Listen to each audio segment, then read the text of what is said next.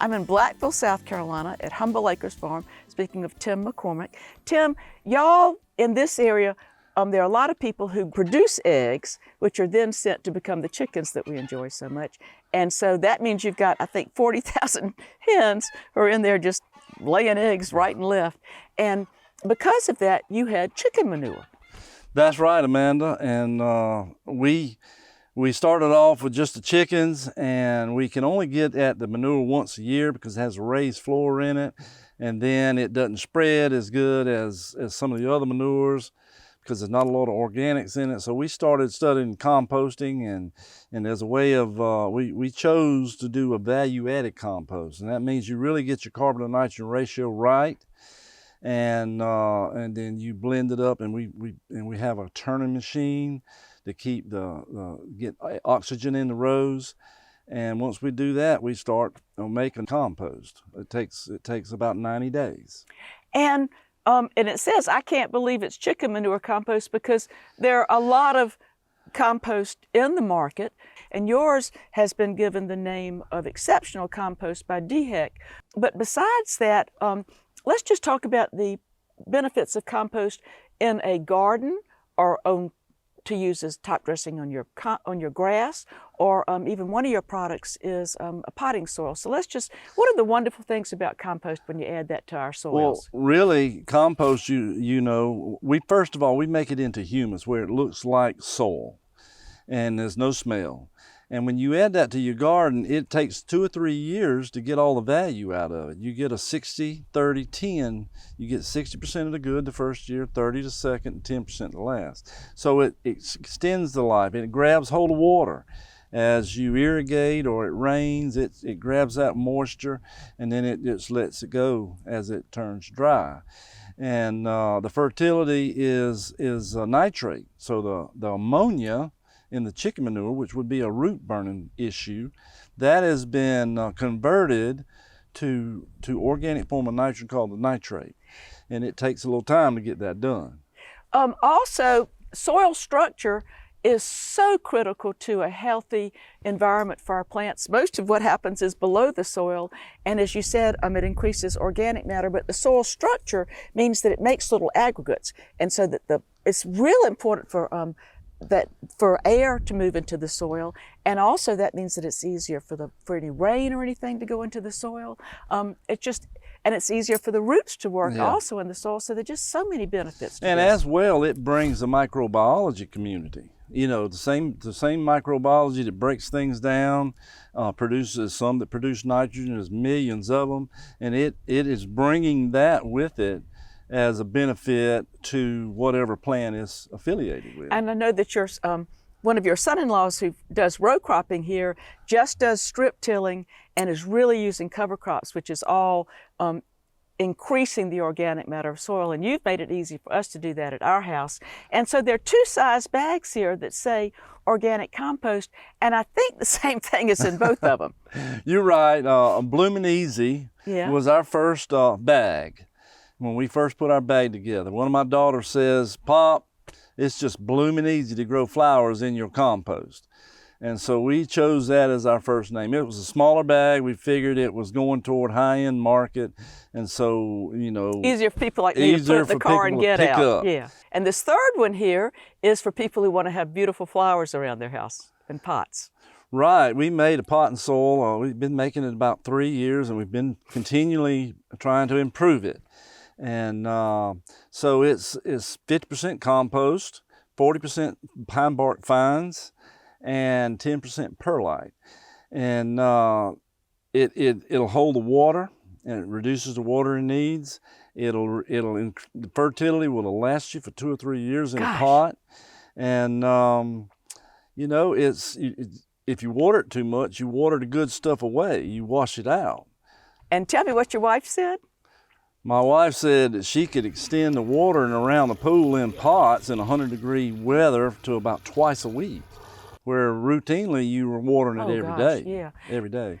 You've got this chicken manure, which is about 30% of these products, the 2 compost, and then you have to have a lot of carbon to offset that. Like, is 30 30 parts carbon to 1 part nitrogen. And so tell me, you source your carbon from many different places. Yeah, that was my biggest learning curve when we started composting, was the amount of carbon we really needed. We thought we'd blow a little straw in it and that'd do it, but that didn't change anything. And so you have to cut it to 30 parts. You have to have 30 carbons to 1 nitrogen. The manure is the nitrogen. So you got to have 3 times the carbon. So we source wood ash from power plant that burns wood for Santee Cooper, and so we get some of that. We use sawdust. We use some straw that comes off of farms. Usually it's stuff that the cattle don't want, and we use some paper. Okay. We can get paper, and we have had some coffee beans. And then, so you've got this manure and you've got this carbon, and we want to turn it into compost. So how in the world are we going to do that? Well, you got to do a calculation on a sheet first, so you know what per yard each product is the carbon to nitrogen ratio. We got a book that tells us that. Okay, so you're going to mix those together. We're going to mix them together. Yeah. So I come up with I calculated on paper that I need 1 bucket of manure that's maybe 2 yards, and a 3-yard bucket of this kind of carbon, and a 3-yard bucket of this kind of carbon. I call it a bucket. That's a tractor, a loader bucket, not a 5-gallon bucket. Okay. But we calculate it in yards, and then I give the recipe to my son-in-law or one of the guys that work for us, and they go out there and start laying it in a windrow by that recipe. Okay, but then you've got to mix it, and it has to go through a pretty strong heat to kill the things that you don't want in there, weed seeds or other things like that, and some of the pathogens.